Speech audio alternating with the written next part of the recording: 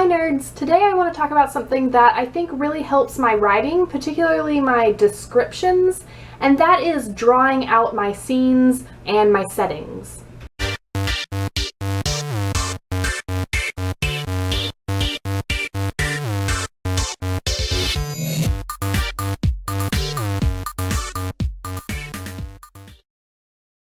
For example, I was recently writing a section of my work in progress where my two main characters get to a rebel camp and they stay there for a little while. I realized while I was writing all these scenes that I was having a lot of inconsistencies in what the camp looked like, where all the cabins were, where the tents were, where they were moving around. They had this big bonfire and I was like, wait, I don't think there's any space for a bonfire.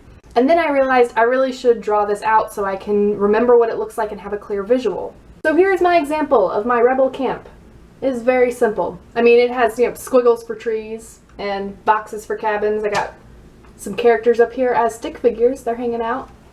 I am terrible at drawing. This is why I write. Why should you draw out your scenes? For one thing, like with my example, it can really help with your consistency. So, for example, I originally had the cabins in my camp scattered all over the place, and then I had a bonfire in the center of them, so they needed to be a little bit more organized so there was a center. It can also help you describe how your characters interact with the space around them. So I learned how to do this in a creative writing class that I took in college a couple of years ago, and one of my classmates had a little sword fight that was happening on a pirate ship, and when she drew it out, she realized that there wasn't enough space for some of the maneuvers she was having them do. Or maybe you draw your main character's bedroom and that character is having a conversation with someone else and you realize that they could be fiddling with the pens that are laying on their desk. Something as simple as that really enriches your story because you're not just talking about the conversation but what they're doing while they have the conversation. Hopefully that made sense. Basically what your characters say is important, but equally, if not more important, is what they do while they say those things. And if you know what is around them and you know what the space looks like, it gives you more opportunities to have them interact with the space and use their body language. Third reason that you should draw out your setting is because it will help you better describe it to your readers. It will make it more vivid for them. You're only picturing the scene in your head. It's really easy to be vague about it because it just changes a little bit every once in a while in your head without you really meaning to. So draw it out so you have something to reference. How do you do it? Well, I mean, like I said, look at mine. It is very artistic, let me tell you.